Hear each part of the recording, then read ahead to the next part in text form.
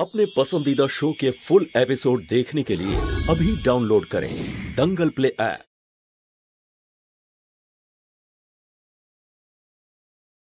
নমস্কার স্যার। নমস্কার কাকিমা। নমস্কার ঠাকুমা। আরে বিশেষ, তুমি এখানে? কাকিমা, ওই শালুর ব্যাপারে কথা বলতে এসেছি। আমাদের যে প্রথম মিটিংটা ছিল ওটা ভালোই হয়েছে। আমাদের ক্লায়েন্টরা আমাদের পরবর্তী মিটিং এর জন্য আমাদেরকে রাঁচিতে ডাকছেন, তাই আমাকে আর শালুকে রাঁচিতে যেতে হবে একদিনের জন্য শুধু। মানে আমরা দিনের বেলা বেরোবো, মানে আমরা সকালে বেরোবো আর সন্ধ্যায় ফিরে আসব। এই জন্যই আপনাদের অনুমতি চাই। এই রাঁচিতে আবার যাওয়ার কি হয়েছে? এখান থেকে কি কাজ হতে পারে না? আর এমনিতেও ওর বাবা এসব পছন্দ করবে না। আমি শালুকে অত দূরে পাঠাবো না।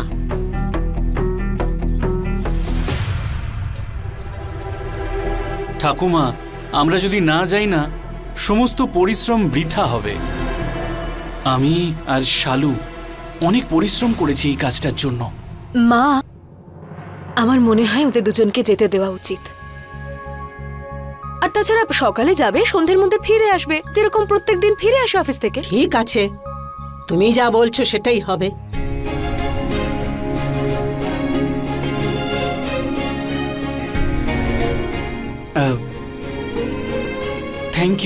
থ্যাংক ইউ আপনাদের সবাইকে।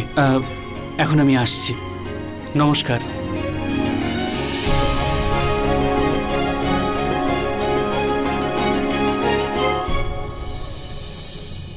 স্যার, মা নমস্কার।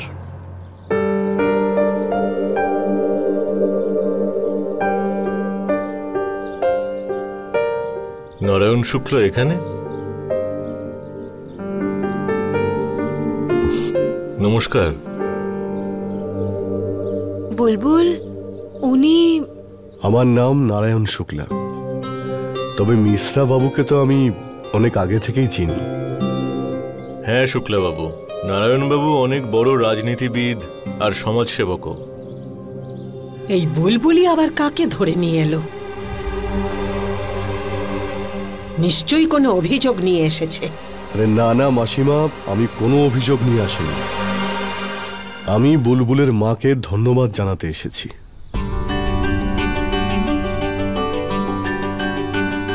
যিনি তার মেয়েকে এত ভালো শিক্ষা দিয়েছেন। কারণ আজ যদি বুলবুল আমাকে যদি না বাঁচাতো, তাহলে শত্রুরা আমাকে আজকে গুলি করে মেরেই ফেলতো। খুব সাহসী আর খুব ভালো মেয়ে হয়েছে আপনার। সত্যি আমার ইচ্ছে করছে আপনার শিক্ষাকে স্যালিউট করার।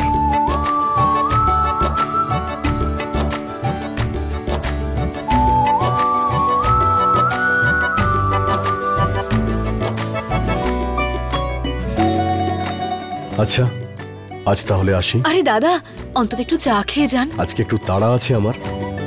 আরেকদিন যখন আসবো তখন অবশ্যই চা খাবো। আরে হ্যাঁ, আরো একটা কথা আমি আপনাকে বলতে চাই। আমার কাছে আপনার মেয়ে বুলবুলের জন্য একটা চাকরি আছে।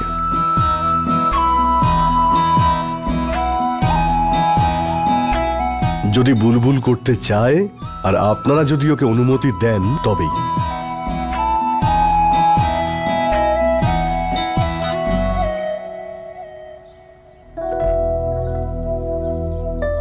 বুলবুল চাকরি করবে নাকি করবে না, সেই সিদ্ধান্ত ও নিজেই নেবে।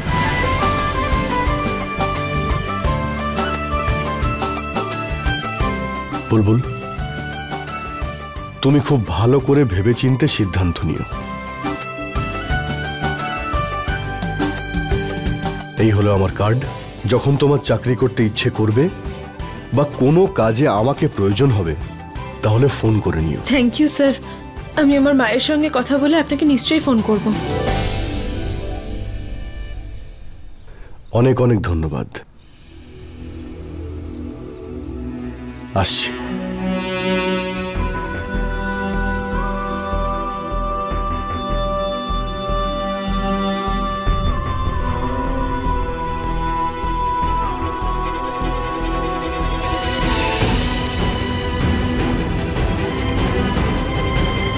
সত্যি বলেছেন নারায়ণবাবু, রঞ্জু তার নিজের মেয়েদের খুব ভালো শিক্ষায় মানুষ করেছে। কি রাঁচি? তাও ওই মেয়েটার সঙ্গে? তোর মা কয়েকদিনের জন্য বাপের বাড়ি গেছে, ওর সম্মানের কথাটা একটুও ভাববি না তুই? ভুলে গেলি সেই সব কথা? তোর মায়ের সঙ্গে ওরা যা ব্যবহার করেছিল। বাবা, শালুর জন্য এই প্রথমবার একটা বড় প্রজেক্ট পেয়েছি আমি। এই কন্ট্রাক্টেও আমার সমান সমান পার্টনার। বাবা, একটু মন খুলে তুমি কথাটা ভেবে দেখো, আমার যাওয়াটা খুব জরুরি। আচ্ছা দাঁড়া, 2 মিনিট দাঁড়া, আমি 2 মিনিট আসছি। জামাই বাবু, বা ভাগ্নে বা, তুমি তো দুটো কথায় জামাই বাবুর মুখ বন্ধ করে দিয়েছো। আমার বোনের পরে তুমি একে কন্ট্রোল করতে পেরেছো, দেখে ভালো লাগলো। জয় ভোলানাথ।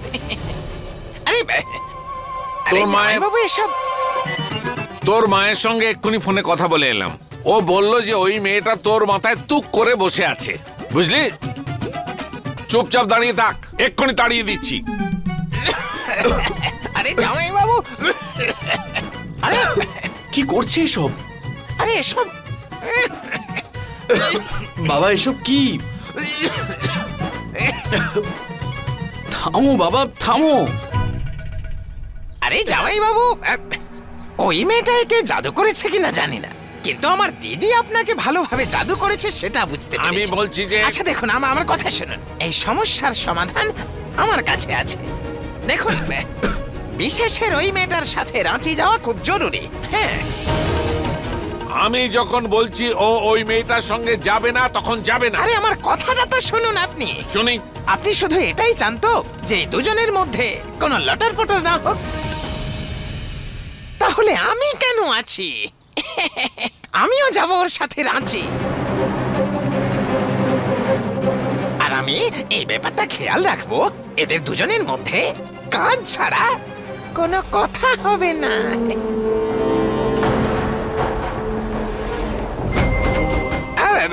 কি ভাগ্নে, তাই তো? ঠিক আছে, আমার কোনো অসুবিধা নেই। তুমিও চলো আমাদের সঙ্গে। তুমি আমাদের সঙ্গে গেলে মা বাবার হার্টবিট বেড়ে যাবে না। ঠিক বলেছ।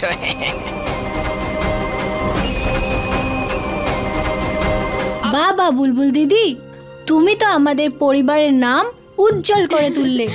ব্যাস ব্যাস, এমনিতেই ওর মাথাটা গরম থাকে, ওকে বেশি মাথায় তুলিস না, না হলে এই পুরো শহরে ও উৎপাত শুরু করে দেবে। আরে মজার কথা বলছি, ও 2টো গুন্ডার সাথে লড়েছে একা। যদি ও সুস্থ মতো না ফিরতো তাহলে তো বিয়ের সমস্যা হয়ে যেত। আমার তো প্রথম দিন থেকেই ওর ওই সব ভালো লাগতো না, কিন্তু আমার কথা কে শুনবে? মা, এবার আপনি একটু শান্ত হন তো। আমি একটু কাজে নাজমার সঙ্গে দেখা করতে যাচ্ছি। মা, আমিও যাবো, বুঝলে, একজনের সঙ্গে দেখা করতে। গুড্ডু, একটা কথা বলবো? হ্যাঁ বলো। তুই দিন রাত এখানে ওখানে ঘুরে বেড়াচ্ছিস। আরে তোর হাতেই সব ক্ষমতা রয়েছে, তুই পরিশ্রম করতে জানিস। আরে তুই একাই তো নিজের হাতে এত সম্পত্তি গড়ে তুলেছিস। এখন তুই যদি রঞ্জুর সেলাই সেন্টারে তুই যদি একটু হাত লাগাস, তাহলে এই কাজটাও খুব ভালো হবে।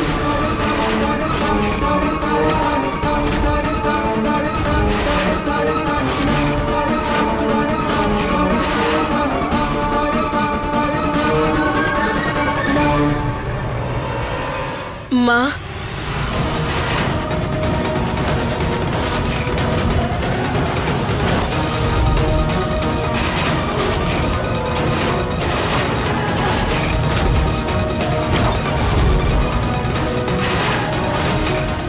ললিতা, তুমি এখানে?